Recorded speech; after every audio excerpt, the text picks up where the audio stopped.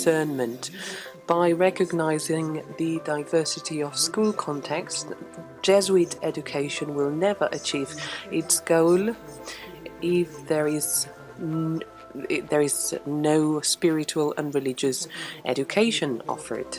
That's why the relationship with Jesus is so important. It's our basis, our foundation, our roots, and, well, these roots are something that we must go back to continuously. And then in the afternoon with the Samaritan woman, we started talking about a context of dialogue, a context of difficult dialogue, because the other part is different, the other is different, and sometimes we find it very hard to be tuned, to be on the same page. And this is the matter that we will be tackling today with Denis GIRA, to take up dialogue when we are so different. What does it really mean to take up dialogue, to be in dialogue? Dialogue might be a simple word, and Denis GIRA will show us that it's much more complex than it looks. But, well, yesterday we saw that dialogue is a whole way, a process. I will not take up more time. I'm just very happy to welcome Denis. I had the opportunity to meet him in a gathering with all our religion teachers, and it was back then on that occasion that I said, okay, he has to come to the JECSE. He has to be invited because he has an important message for all of us that is eye-opening. I will not mention his whole career and story. I just want to say that Denis GIRA was born in the US, and he has a clear US accent. So you'll be surprised that he will address you in French and not in English, because he has been living in France for the last 40 years and he's used to speaking in French. But what's most important has to do with his journey. Pascal told us that Jesus took his time, but Denis also took his time to encounter, to meet Buddhism in Japan. He lived there for 8 years, and he basically was in dialogue with Buddhism, and he learned about Buddhism, and he will talk about his experience. Because we are in contexts in which talking about Jesus is not very obvious, because the other is very different. So which are the tools that we can use in that dialogue, in that difficult dialogue? Because it doesn't really matter if we are among head teachers, or if we're talking about a dialogue between a head teacher and a teacher, or with students or families. Denis has widely written. The last one is Dialogue for Everyone, which is a bit of, well, an experience of his personal experience of dialogue between Christianity and Buddhism. And I would like to start by saying that actually I'm I'm kind of the product of Jesuits. I always remember, and I will always remember for the rest of my life, what a Jesuit told us. I was 19, and that was in Chicago. He said, Christians are not entitled to step back when faced with a question. Even if they do not find an answer to that question, they have to keep facing it. Because the minute you give up on this fundamental attitude of facing the question and not stepping back, or if you give up, well, you basically say that you do not trust the Holy Spirit anymore. Et c'est ça qui m'a And poussé, that qui is m'a aidé precisely what à aller jusqu'au bout de ces prompted me contacts avec to go plusieurs religions d'Asie, notamment le to bouddhisme. Asia and to be in contact with different Asian religions, Buddhism specifically. On ne sait pas quoi dire. On ne sait pas quoi penser. Parce que la rencontre avec les religions de When l'Asie you are ont in été touch, in programmées contact with absolument Asian en quelque sorte. religions, well, they challenge absolutely Radicalement différentes. everything. They are Il faut radically reconnaître cette different, différence. and we must admit Sans and avoir peur, recognize parce que this les différences font partie du difference dialogue. Si without on parle fear, différent, ce n'est because pas le dialogue. difference is part and parcel Deux of personnes qui dialogue. pensent Two exactement la people même chose who think exactly n'ont rien à dire alike, l'un à l'autre. well, they have nothing to say to each other. Okay? Ça, c'est une première chose. So La this is a deuxième chose, c'est first que j'aurais remark. The énormément second remark de choses à vous dire. is that, well, Donc, I have many things to share with you je this vais morning. aujourd'hui utiliser une technique So I will use today que a les technique maîtres zen that ont utilisée. Zen masters Vous avez have peut-être used vu in des Japan. tableaux Maybe extraordinaires you que have font les seen the maîtres zen. fantastic En fait, c'est paintings quelques by traits, quelques coups Zen de pinceau masters. It's just seulement. some strokes here and Avec ces there, quelques coups de but pinceau, with that ils handful créent of des strokes, tableaux, they create paintings, whole ils évoquent paintings, des paysages absolument that splendides. project fantastic, Et au-delà de ces magnificent paysages, landscapes. And ils beyond évoquent le those profondeur landscapes, de toute they une vision du basically monde, une refer vision to du the monde.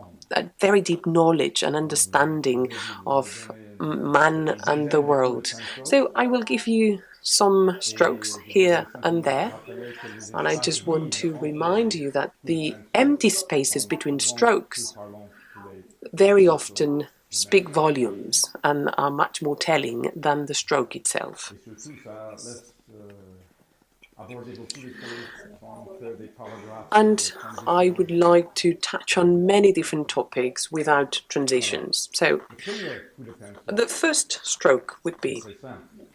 a very simple one.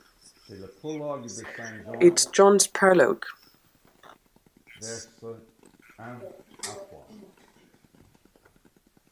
J'espère que vous n'avez 1 to 3. Hopefully you will never forget it, especially in the context of dialogue. So I would like to start with a meditation on John's prologue, because it's there that we find the cornerstone, the word in a fundamental text of our tradition. And sometimes in seminaries, well, young people do not see this very much. They are not very enthusiastic about this. They believe that dialogue goes back to Paul VI, because that's where the word dialogue appears for the first time in a pontifical text. But it's used in different documents of the council. So we can't base our theological foundations there. And that is why I go back to St. John's, because dialogue is not a novelty in our church. Let me read the text, and you will try to find the word dialogue in it. In the beginning was the Word, and the Word was with God, and the Word was God. He was with God in the beginning. Through him all things were made. Without him nothing was made that has been made. Have you found the word dialogue? It's not very obvious. I admit it. It's not obvious because we are used to listening to this text in our own mother tongue, in French, English, Spanish, etc. Well, actually, we read it in any language but Greek, the language in which it was written. let's check this part that says through him. Texte grec, il se In the dit Greek di text, autou. you should read di Di autou. L'autou, c'est un pronom. Autou is a pronoun here, and di, En fait, c'est dia, well, it's actually dia, qui signifie which means par through, lui. through him. Dia, lui. Et le Dia, lui, c'est quoi? so through him. But what about him? C'est le logos. Which is the him? Well, it's the logos in Greek. Diatou, en fait, c'est So diautou, it's actually dialogu. It's dialogue. That's the root. engagement dans le dialogue. The root of our engagement in dialogue. Feu par lui. So through him all things were made. Without him nothing was made that has been made. This sentence is precious C'est le logos. because he basically states Verbe de Dieu. that the logos, the Verbe word créateur. of God, the creative word, Qui se fait chair. the word of God that becomes flesh in Jesus. And here you recognize the beginning of the of verse number 14 of the same prologue. Well, that word is present in absolutely everything that exists, and it's very present, very intimate in all human beings. We are the ones that have to discover this presence in all things, in all beings, in all religions, convictions, cultures, all the convictions that men and women forge in their inner selves. That's where the first encounter with the Word of God takes place. You have the huge privilege and responsibility to help young people, the young people you receive in your schools, to regard religions and convictions differently. They should regard them with more fairness, so in a more adjusted way to reality. And that reality is already extraordinary from a human point of view. But for those who understand the depth of the verses that we just heard, well, this takes a dimension that exceeds all the expectations of young people and ourselves. And it encourages us to put dialogue at the center of young people's lives. But we should do it with our lives too. And we must be convinced of it. Otherwise, we will not be able to convey the relevance of these to others. So far, our first stroke. The second one has to do with the word dialogue. This time we will try to examine the word dialogue without referring to theology, but well, it's always underlying because that's the meaning of dialogue for a Christian. We will not find this meaning in a dictionary. It's in St. John's Gospel. But we must work with people, I'm talking about France at least, who don't really know what John's prologue is. So we can't get started with that perspective. So second stroke about dialogue. In any reflection about dialogue and education in dialogue, we must have a clear idea about the exercise of dialogue. What is it exactly? Very often, everyone speaks about dialogue. Of course, we talk to people every day. We could say that we are all knowledgeable about dialogue. It's like reading and writing. We all know how to read a sentence, so we can all read, but it's not exactly the same. In the US, there is a book, an extraordinary book that I read when I was in high school. How to Read a Book. That was the title of the book. There are many people who don't want to read this book because, of course, if you're able to read a sentence, a paragraph, well, you can read a book. It's just a combination of different paragraphs. But that's not the case. It's totally different to read a book. And the same goes for dialogue. It's not enough to be able to talk to people. It's not sufficient for dialogue. There are all kinds of words that go hand in hand with dialogue. They are considered as synonymous with dialogue. Conversation, for example, discussion or debate, and negotiation.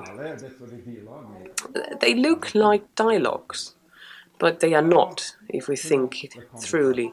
Let's take conversation first. This is all the same stroke. It's quite easy to imagine that one can have a dialogue because we can have a conversation.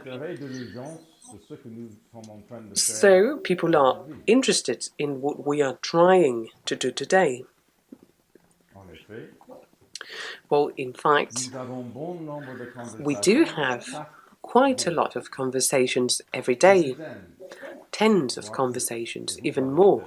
And you probably have more conversations in your capacity as head teachers, well, conversations in the family, in the workplace, when taking the metro, when queuing up, in the corridors, with the baker, with the hairdresser, on Twitter, on Facebook, with strangers.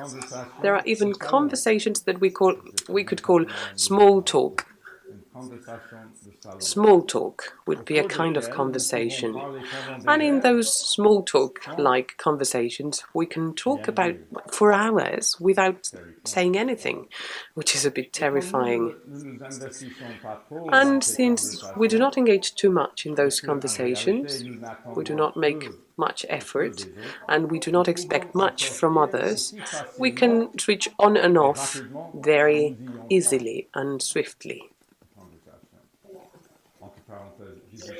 Well, I'm not saying that conversations are bad. Conversations might be needed to get to the dialogue, but they should not be compared to dialogue.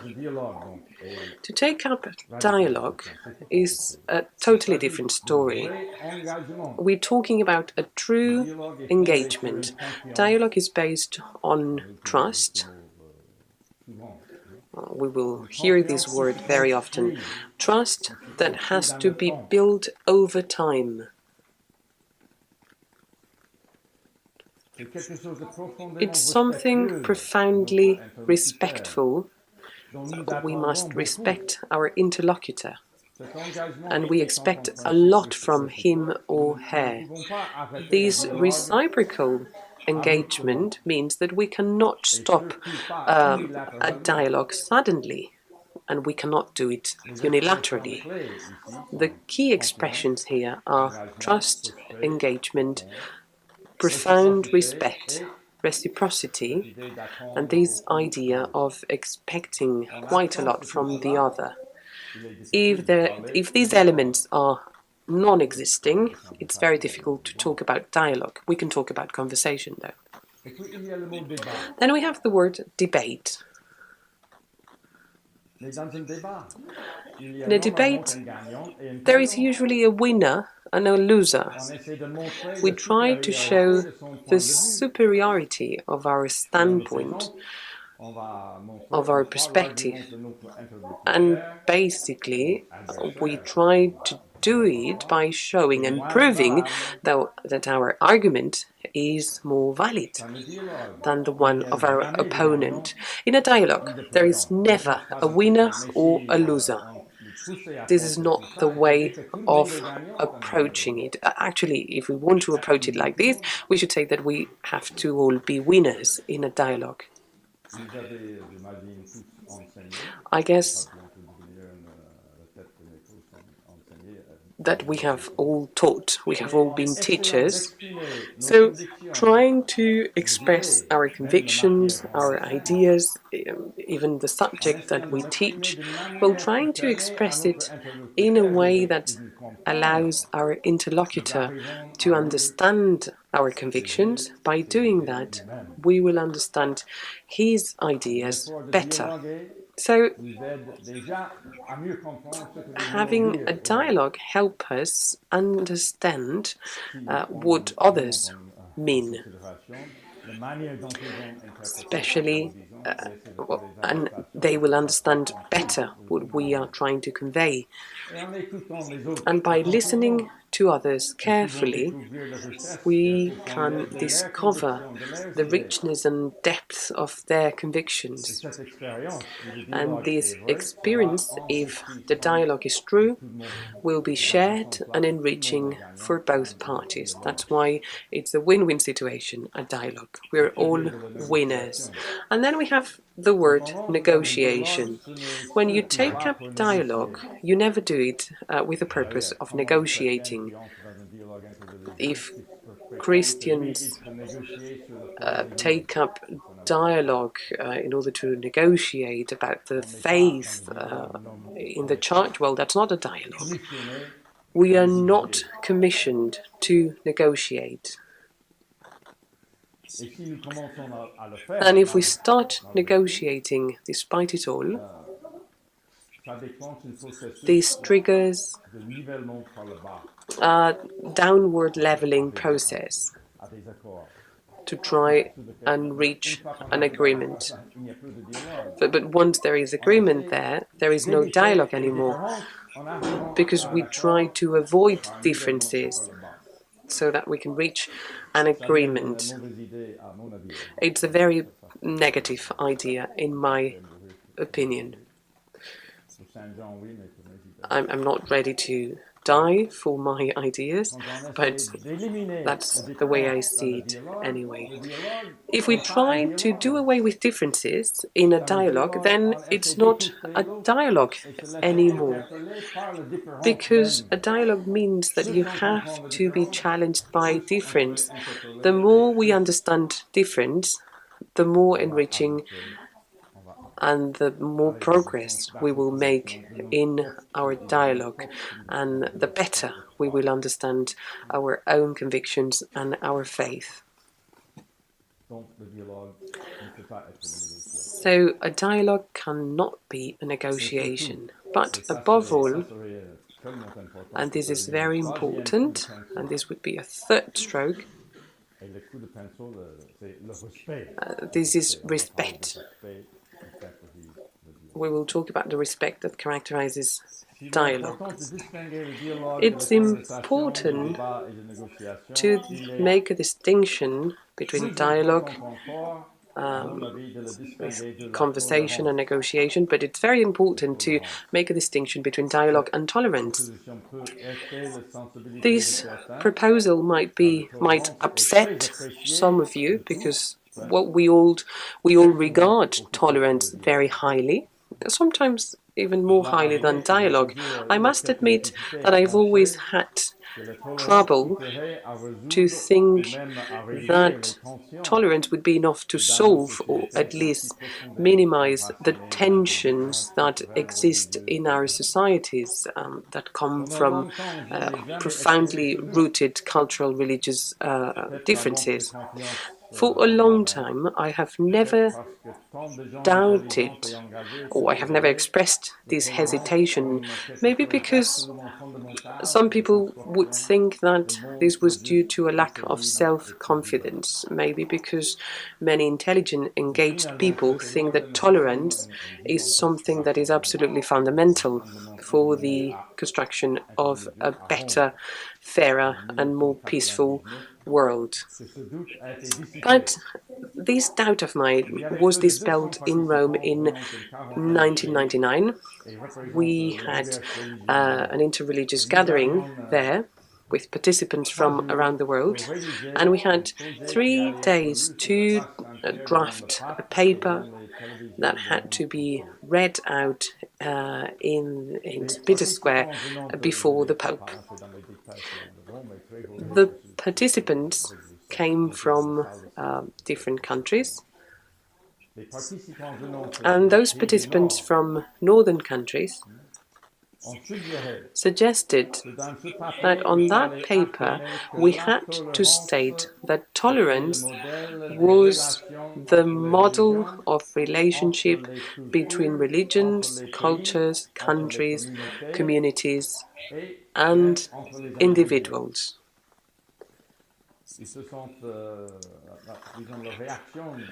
And the reaction of southern countries' participants was totally unexpected. There was a kind of uprising, and they forcefully opposed to that proposal. And the northern ones did not understand. And they explained through a very simple exercise.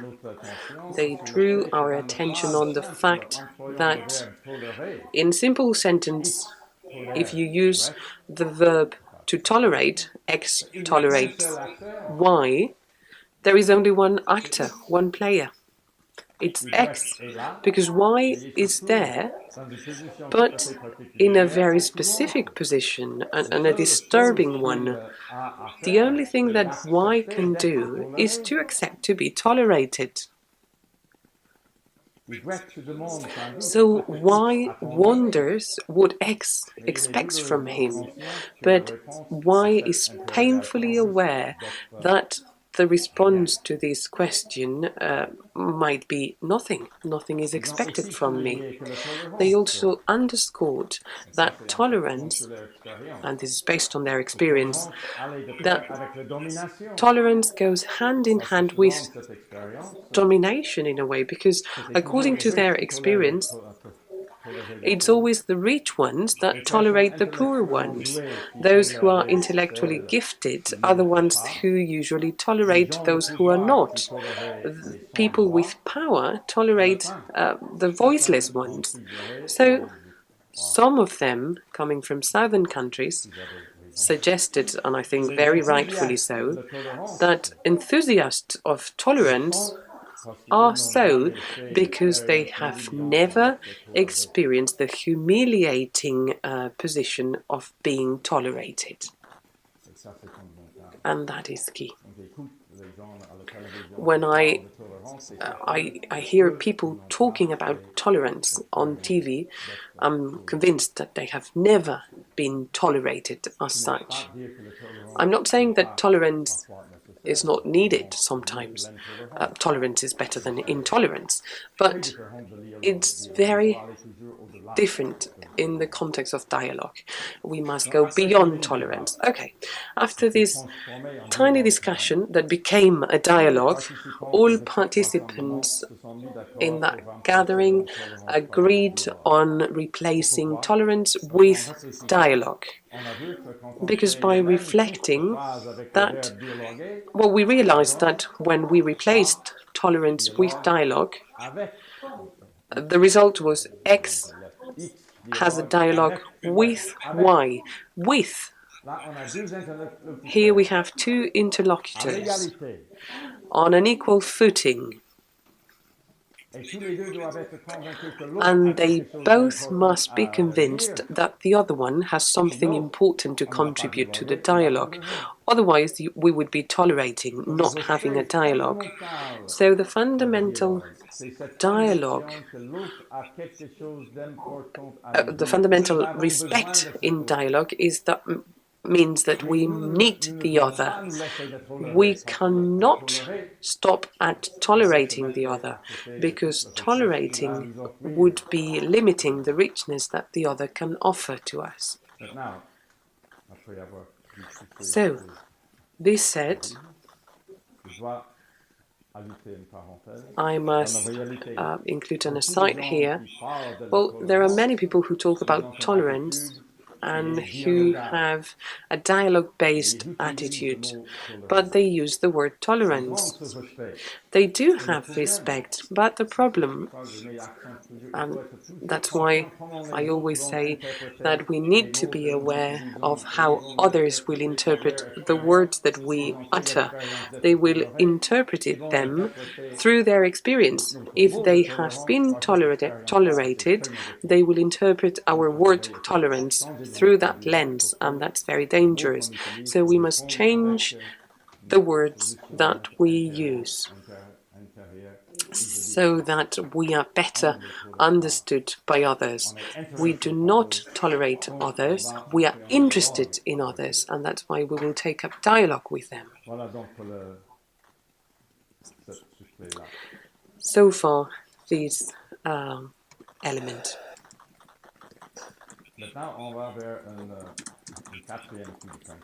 Let's move to the fourth one, to the fourth brushstroke. I will not tell you which is the word I want to tackle now. You will have to figure it out. And I will tell you a story.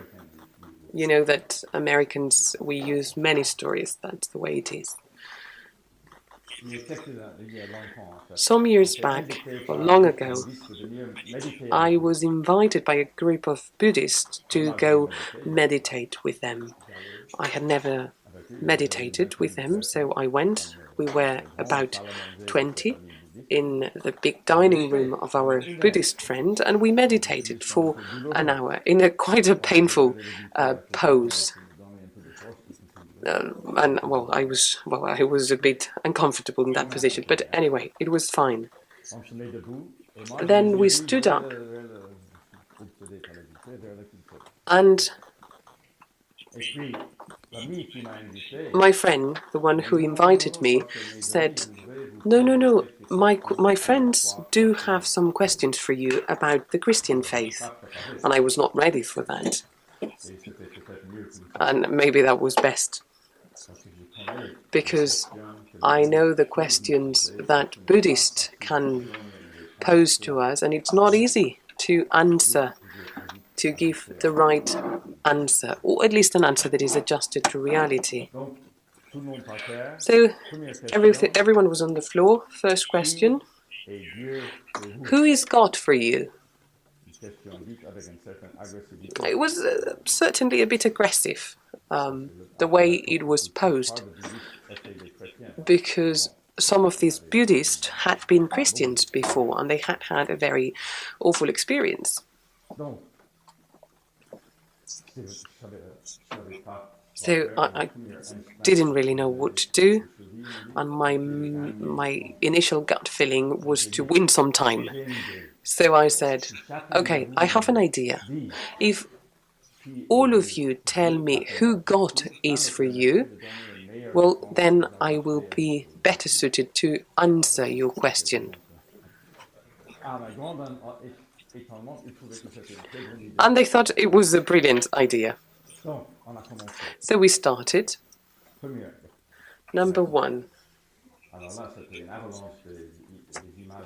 Well, it was an avalanche of negative images of God. That person had suffered for a long time in his life. Awful. That's something that we encounter. There are people that surround us that have gone through this. And at the end, he asked, what about you? As if I was the Pope. So, what about you? What do you have to say? I said, honestly, I can only congratulate you. Because if you still maintain this idea of God, well, I'm sure that you will be very likely to progress in your inner conception of God. But this is not the God that comes from the Christian faith. That's the second person. Well, everyone had a problem with God, with the images, with the imagery of God. But I started to be increasingly aware that I had to do something. And I uttered the word which would be the fourth brushstroke.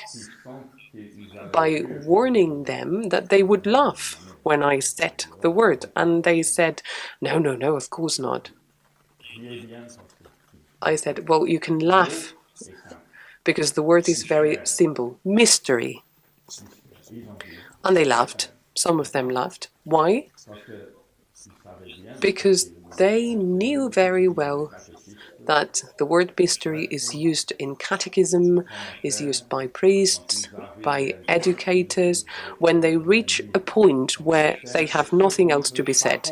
So mystery is something that one cannot understand. I tried to explain to them that that's not exactly the meaning I was referring to when I said mystery. In that context, mystery is not something we will never understand. Because if that is the case, well, we'd better shut down and leave, because there's nothing left to be said. Mystery is something that we will never stop finding out, discovering. The first interpretation, it just shuts the door on the spiritual adventure. And the second interpretation of mystery means an endless adventure, an endless quest. And with Buddhists, you always have to make reference to their daily experience. I said, look, you asked me, had you asked me who is my wife, well, I would have said the same, a mystery. My wife to me is a mystery, and for the same reasons.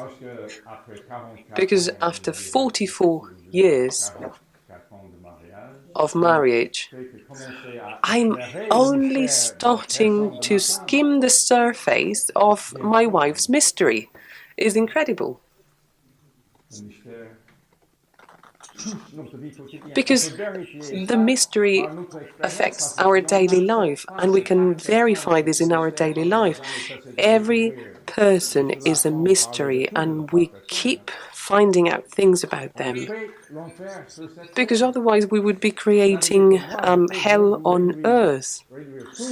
It would mean that everything would boil down to the idea I would have about you after one day together. It's ridiculous. And how many of you students suffer these? How many of you students are convinced through the rating systems, the grades system, that they are increasingly limited, reduced to a conception, a notion about them that has nothing to do with their perception about them? We have all suffered that, to be ill-judged by others, the fact that others only regard us in a very limited way. It's terrible, and that's why we need this horizon. There is something we need to help young people with, and that is to understand that each of them is a mystery, and they should never accept to be, downplayed by others. But at the same time, they should not do exactly the same to others. And everything is bounded with this idea of mystery. And we must not be happy with the idea that we have about ourselves, because there is always an invitation to go beyond everything, to go farther. And of course, in the Christian faith, maybe someday we will be able to say this. Well, we see the continuity of this when we say that every man is made in the image of God. If God is that mystery, well, we are a mystery, and therefore we will never stop discovering. And we discover that in dialogue, only in dialogue. Because with dialogue we try to go beyond the images, beyond what is seen, what we can see. We should never stop at the image in this process. We need images of God, but we must admit that God is much more and is constantly fine-tuning its images And we give up on the idea that we will reach someday that image I have in mind of God, that I will reach that ultimate image. No, this would be a suicide. It would be idolatry. So my image of God, I identified or I related to God itself. It's not possible. But, my friends, and going back to the topic of this morning session, people say, well, you are always talking about Jesus, you Christians.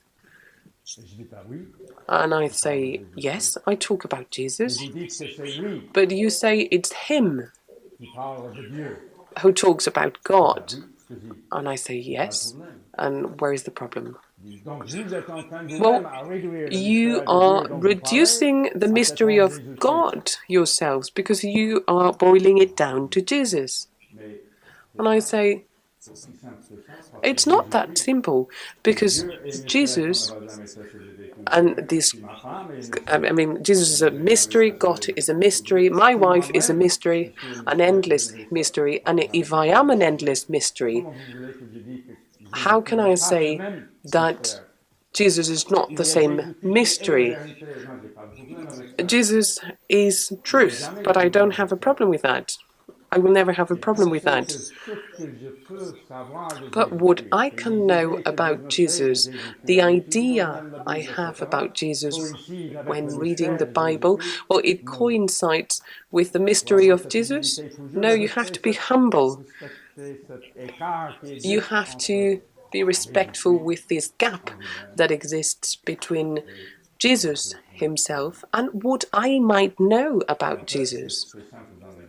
And this is I have an example. I spend much more time trying to understand my wife than trying to understand the mystery of God and Jesus. So how can I state that my wife is still a mystery, but God and Jesus, well, I know everything, we have the truth, and everything that had to be said was said? No, there has to be a continuity in our approach of the topic, and the mystery is one of these keys, of these brush strokes, and it links up beautifully with dialogue, because it's only in dialogue that we will deepen our understanding, our idea of who God is and who I am. For this fourth word, this idea of mystery that touches and affects everything, our relational lives and all. But if everything that I said is true, and it's not easy, going ahead, we always like to keep our images. It's more comfortable. This is God, and I'm comfortable with that. In the Catechism, there is a definition of God, but defining God is killing God. It's like saying that we, people who have a specific idea of God, but it's always very tiring. There we can have the demands of dialogue. We can never stop that process. We cannot stop in our journey. Oh, our next brushstroke is about the dialogue demands. We have 5 rules. I don't know if I have time for the 5 rules, but I'll try. It's a big brush stroke with sub brush strokes underneath. The first one.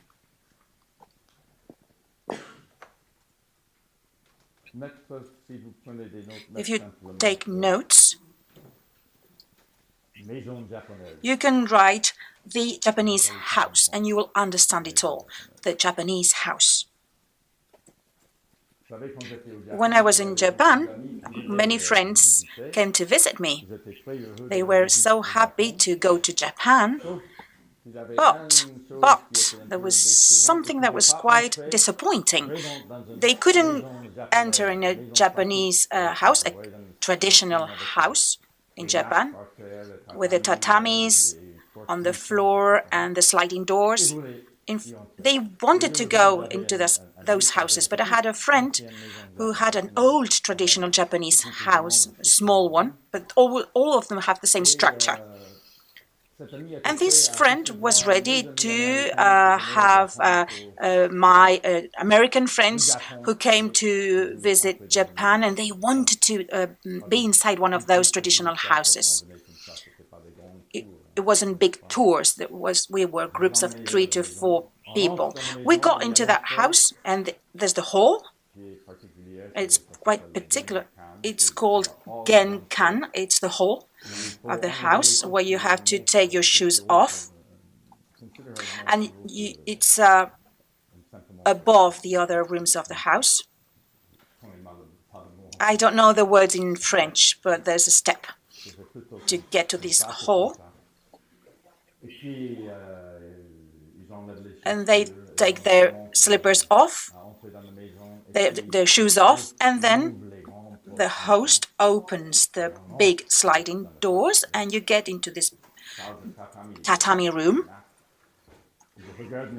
And I was looking at my friends, but I wanted to see their reaction. And almost always, people were troubled. There was something that was wrong in that room. Something missing in that house. They looked at me, and in fact, I don't want to repeat that question, but they say, "Where's the table?" In a very small voice, because they thought the Japanese understood English. Where's the table? But the table is the table that you can find in an American house. That's the table for them. The table is at the center of everything in our Western world. We eat around a table, we sit around it. It's a big and massive furniture. So we play games around a table, card games. We do our homework around the table. We do everything with our families around the table, but suddenly the table wasn't there. My friends were disoriented. Or to be fair, they were de-occidentalized, de-westernized. They had no references anymore because the table wasn't there. And this question is terrible because there's a question, where's the table? That's the American style, the massive table, big table with the chairs around. And there's an impossibility to understand the internal coherence of a Japanese house. In fact, mentally, you try to rebuild this house and you try to insert mentally a big table into a room that is almost empty. We cannot cannot stand a void or an empty room. We always want to put a lot of things in it. We can apply this to all types of dialogues. And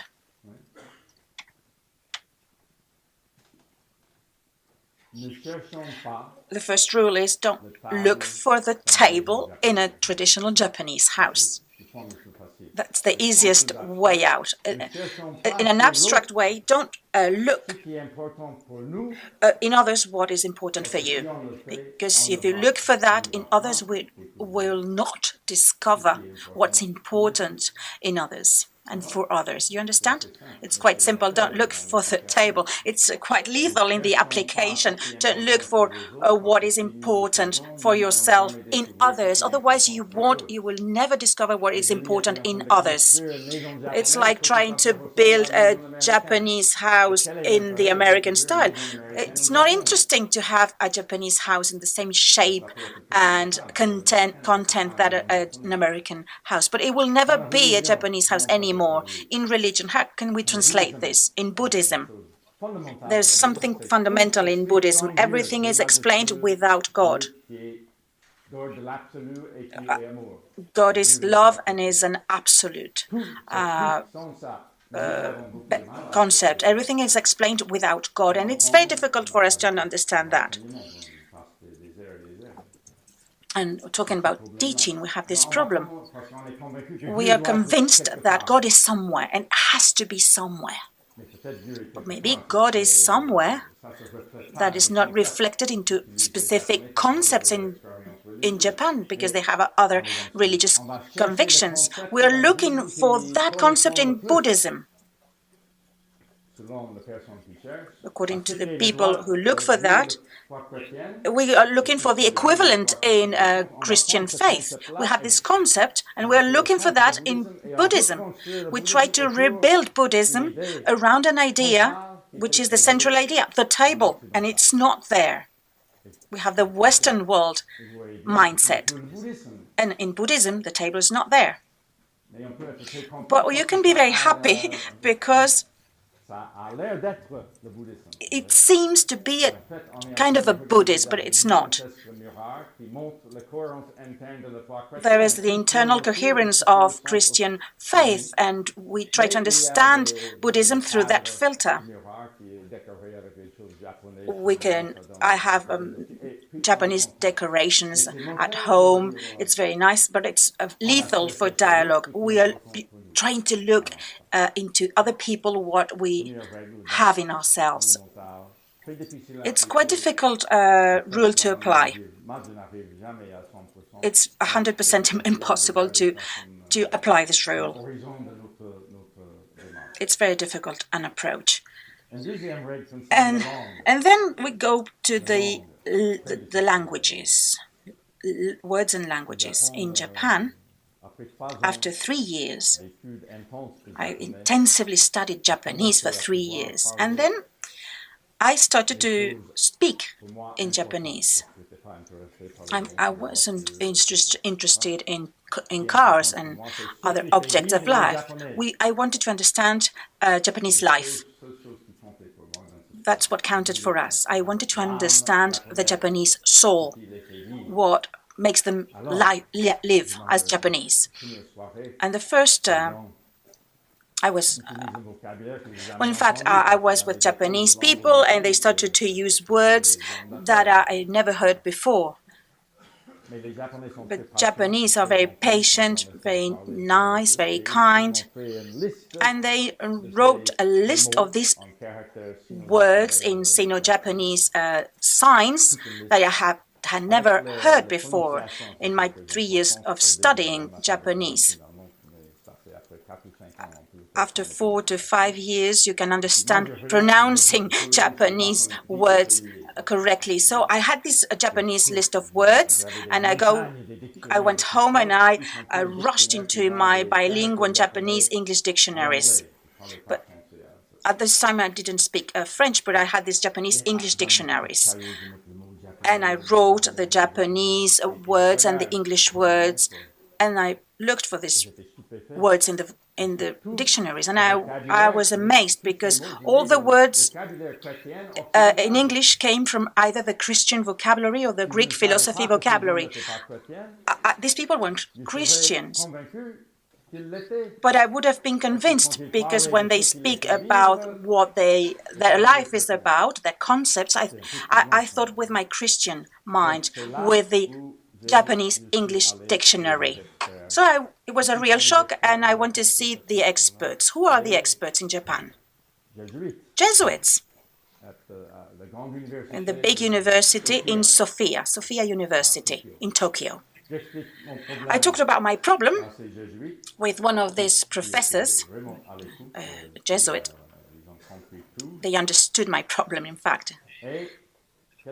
And what was the answer? It's normal, you didn't understand it. It's normal? Why? I want to understand those words, those concepts, and you say it's normal, but in fact, when they speak, what I understand is what I think, but there's only one way. You have to study Japanese religions for 2 years. There's a course in Sophia University, 2 years to study Japanese religions. Otherwise, you can't understand. I had to do it. So I had accepted to take this 2 years course. And in fact, it's quite terrific. It's terrifying. There's no equivalent in our languages for those words, not only in English. There's no equivalent for those words that come from the religious traditions in Asia. There's no equivalent. It's impossible because it's another approach to language. It's the way of thinking, the mindset, the experience is different. We can't find the accurate words that can express their experience of life. We cannot. We cannot translate those words because the definitions and the way of understanding each concept, each key concept in Confucianism, in Taoism, in Buddhism, this comes from other key words behind that which were created in Japanese, and there's no equivalent. There's no translation in English or in other languages. So it takes a lot of time to understand that. You don't need translations anymore because you understand that through Japanese religions. You can explain what it means. That's okay. It's like it's a software. You can use another definition for the same word. You can explain it, but you cannot translate it directly. That's the work of specialists. And finally, when you have an introductory book to Confucianism or Buddhism, in fact, you have a word in Chinese or in Japanese or in Sanskrit. The book explains the word, but without a translation because there's no translation for that. And we're going to use the word as it is, or we're going to use another word that has been used in English, for instance, and it's in all the books, and then you give the difference between the Buddhist meaning and the French meaning to the same word. I'm not going to elaborate on this because it's quite complex. We have no time for that. But there's the problem of language and words. It's terrible. And then I didn't trust dictionaries anymore. Bilingual dictionaries are out for me. I couldn't understand. It was very difficult. But this problem does not only concern big Asian traditions. In dialogue, you can have the same problem between people who speak the same language, and that is troubling. That's a problem. And this affects your students, because you're not with Japanese or Chinese, you have students with your languages. But this happens too. In what situation are they? These young people, these students. I have a huge dictionary, French, called the Petit Robert.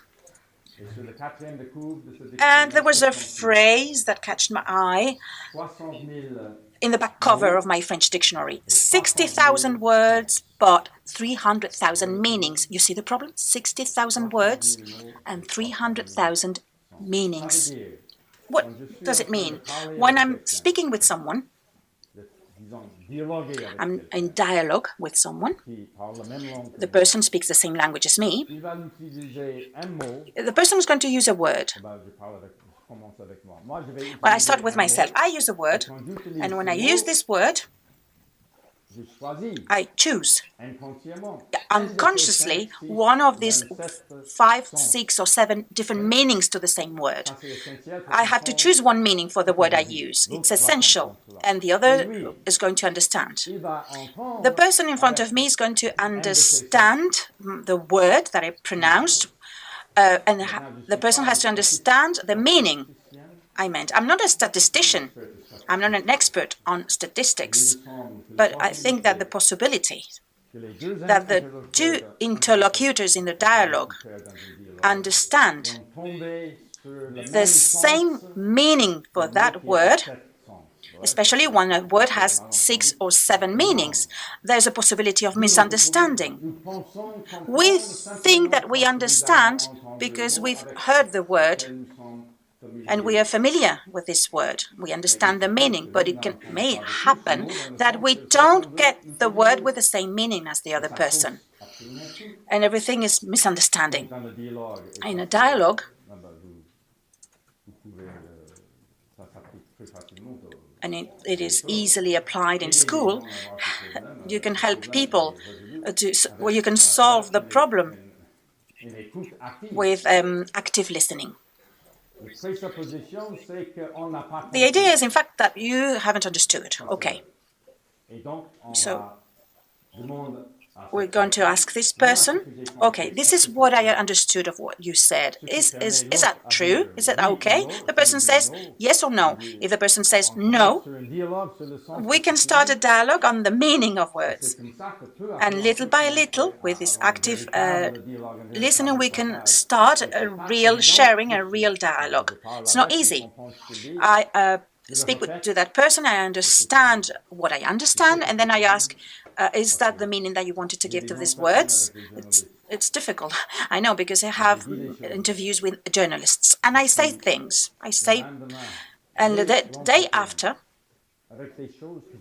in fact, I read the article, I never said that. Sometimes it's just the opposite of what I meant.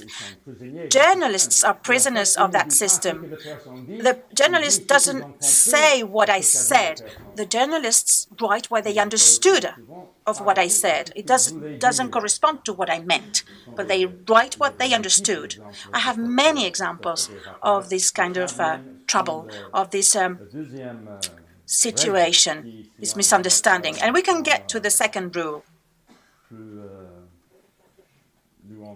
in a nuanced way.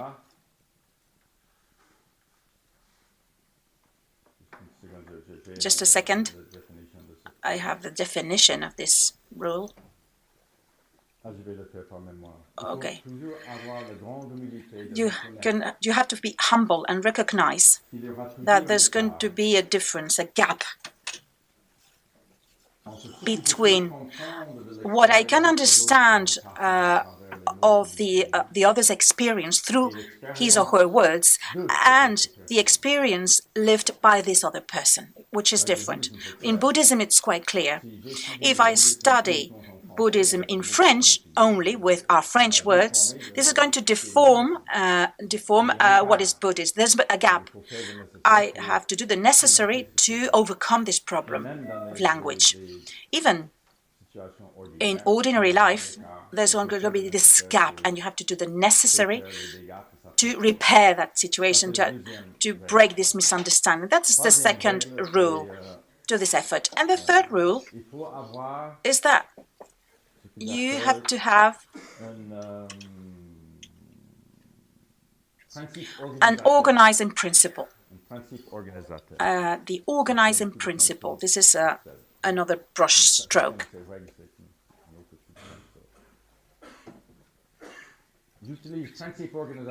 Why do I use the phrase organizing principle? Because I don't want the word identity. The word identity, the meaning of the word identity sometimes could be misinterpreted, and we may mean identitarian, which is completely different. That's why I don't use the word identity. For me, there is a sound identity, which I call organizing principle. But I avoid the word identity, just in case. Identitarian is a fixed, stable identity, something that doesn't move. And I think identity should be flexible. And in French, there's an expression, but it's going to be difficult for the interpreters, maybe. So do what you can. I just avoid idioms when I can, but a sound identity, healthy identity, it's to be well in your body, because you have a sound and healthy identity. You're supple, you're flexible, because you're okay in your body, in your shoes. It's a good identity. That's the healthy identity. But the identitarian person is different, because it's fixed. The person is not well into his body or into his shoes. We are stiff because there's identitarianism inside. We are fixed. It's like a militant and military. It's different. Militant and military. There's no flexibility. Without flexibility, you cannot enter a dialogue. So the organizing principle instead of identity. And this takes us to the question, talking about Jesus, we need to talk about Jesus Christ in dialogue. I really believe, but others say the same, that we have to talk about Jesus in a dialogue. And people can understand that and can listen to that if we do it humbly, saying with humility that when we speak, when we talk, we speak from our viewpoint. I speak as an individual in dialogue. I'm a Christian, dialoguing with a Buddhist or another person from another tradition. The person who doesn't recognize that Jesus is a mystery, an endless mystery, is not speaking truth. I'm not speaking just about the mystery of Jesus, but it's essential. We need to be humble when we talk about Jesus. But we have to be audacious when talking about Jesus. We think that Jesus is truth, but we do not possess that truth.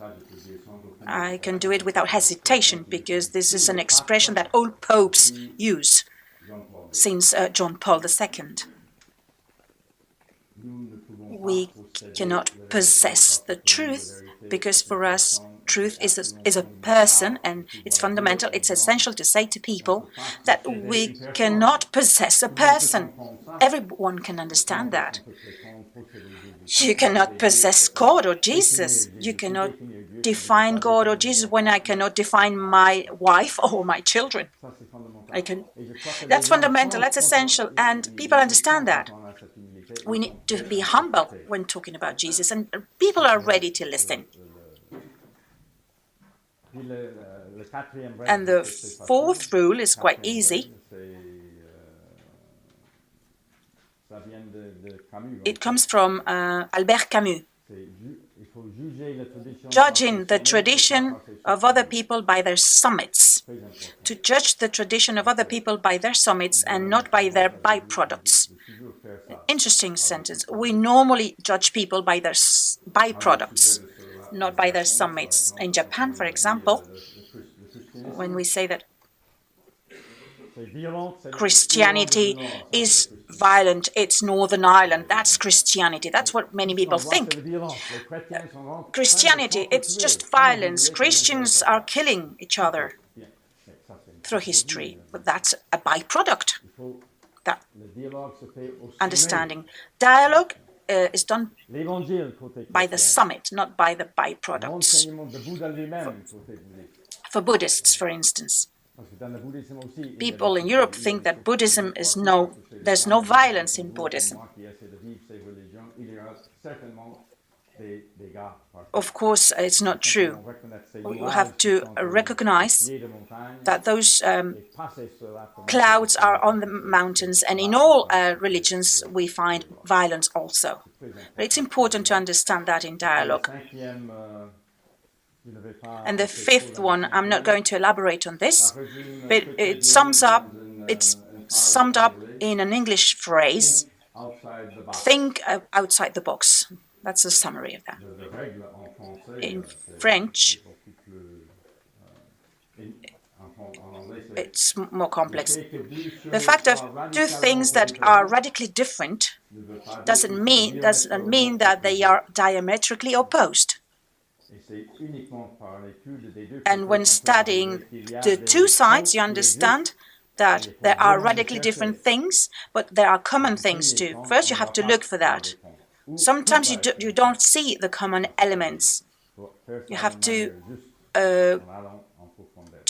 go deeper into the dialogue to find the common ideas. It's difficult, and that's about the demands of dialogue. You can understand that there's something that we can say to each other, but you need to work on that. You cannot be satisfied with what you find at the beginning. And I would like to finish with a short conclusion with two words I give a lot of importance, two very relevant words. And maybe you will understand. In my classes, I don't try to push people to dialogue. It's too complex. I want that every person becomes a being of dialogue. A being of dialogue. I want people to have a dialogual lifestyle. What does it mean? If we only speak about dialogue, in fact, we don't dialogue a lot in our lives, in the deeper sense of the word. If you never have a dialogue, you can be a being of dialogue. What is that? It is defined by the look that this person has on others, the way of looking at others. And for Christians, and I'd like to go back to St. John and the prologue, it's looking and seeing beyond your ordinary eyes. Through faith, you see more. You see that this person is a mystery, an endless mystery that you will never stop discovering, even if people refuse. This happens. You have to be so patient and have always the same look, the same eyes. God is always present somewhere in other people's lives. We have to change that, open up, to be touched and to be more open. And I know it's difficult. It's difficult with dialogue with Islam, with people, Muslim people, but people ask me, and I go back to what was said yesterday, how many times you have to be open to dialogue when people say no, like 3, 4, 5, 6 times. When are you going to stop? We have to be very patient. And I'll go back to St. Peter's. Christians have to refuse to reduce others to the ideas that we have about them. To refuse, and that's much more difficult. To accept the idea of what the Christian has about himself or herself. We are bigger than that. We have to look for more than that, to be open, endlessly open. You cannot stop. It's like stopping forgiving someone or stopping loving others. You cannot stop loving, you cannot stop forgiving. Even if you never open a real dialogue, you have to try. That's fundamental. That's fundamental in Christian faith. You are created at the image of God. God is present in your life. And we are looking for that in others. We want to point on God's mystery in other people. But if you stop and you're not open to dialogue anymore, you're going to forget something that is essential in Christian faith. And you have to keep trying. And everything is summed up in the Lumen Fidei encyclical, which was written by Pope Francis, but with Benedict too. He worked with it with Benedict. The believer is not arrogant. On the contrary, the truth makes him or her humble, because he or she knows that it is not he who owns truth, but it's truth that embraces and possesses him or her. Far from stiffening him, the security of faith sets him in motion and makes possible for him or for her to witness and to dialogue with everyone. Lumen Fidei. I forgot the number. but you can find it on the Vatican website. Thank you very much for your attention, and hope you will have a very good work with your youngsters, with your students. I have an incredible respect for what you do, and I hope you will continue. And I hope that 1 or 2 ideas will be in your minds when you go back to your schools. Thank you.